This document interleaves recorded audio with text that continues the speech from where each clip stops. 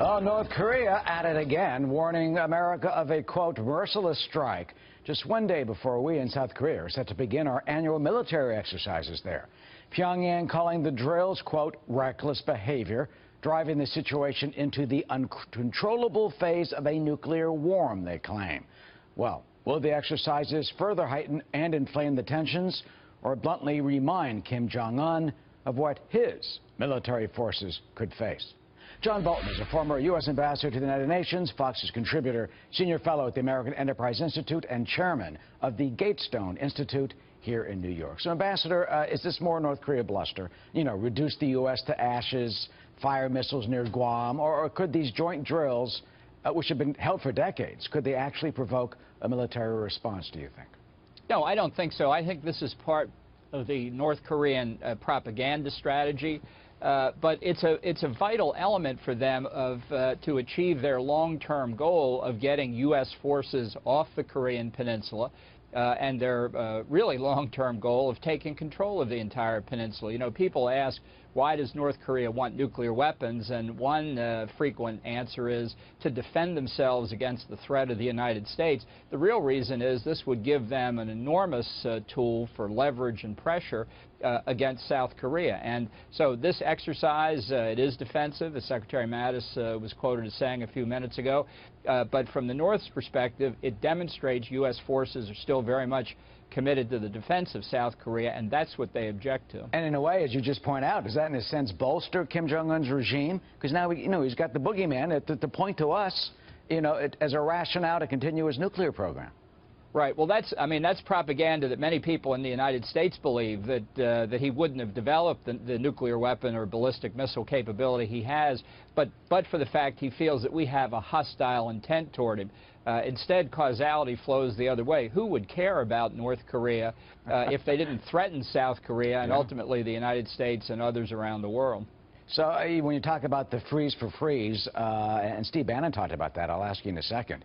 I mean, any possibility of this? This is exactly what Russia and China want, for us to freeze these military exercises and not conduct them, while they allegedly would freeze their nuclear program. You know how good their promises have been in the past.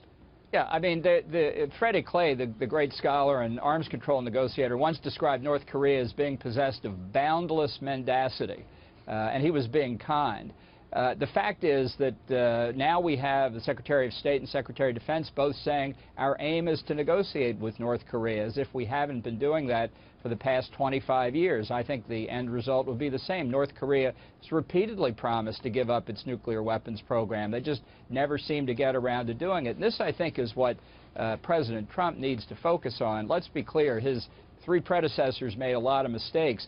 But it's very likely, if we continue these policies, that North Korea and Iran, I might add, will become full-fledged nuclear weapon states on his administration's watch. And while there's plenty of blame to spread around, history will record that it happened during the Trump administration if these policies continue. So what do you suggest? Well, I think there are very few good diplomatic options left. My view for quite some time has been you need to try and persuade China. It's in their interest to accept reunification of the peninsula, essentially under the South Korean model. Others have proposed a coup against Kim Jong-un's regime. That might work if reunification fails. But otherwise, I think the question for the American people is, will you be content to allow North Korea to continue to have any kind of nuclear weapons capability? A capability they could sell to others like Iran or terrorist groups, and a capability they can use for nuclear blackmail to remove American forces from the peninsula, to remove them from Japan. That's just getting started. Well, you just mentioned blackmail, finally. I mean, Steve Bannon addressed that in his American Prospect interview. Let me quote you some of that. A quote, Bannon said he might consider a deal in which China got North Korea to freeze its nuclear buildup with verifiable inspections, and the United States removed its troops from the peninsula.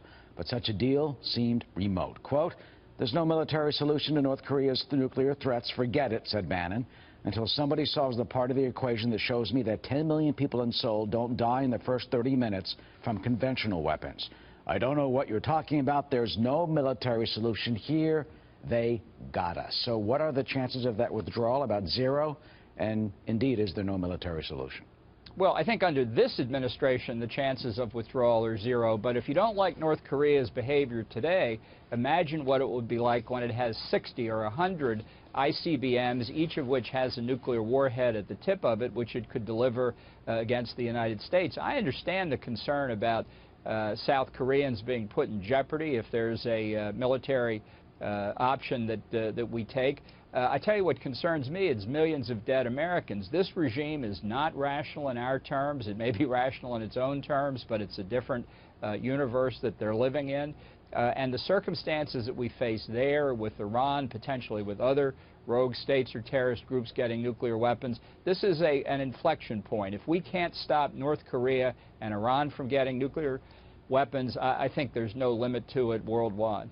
And Kim Jong-un has promised and threatened just what you said. Ambassador John Bolton, as always, good to see you on our Sundays. Thank you, Eric. Of course.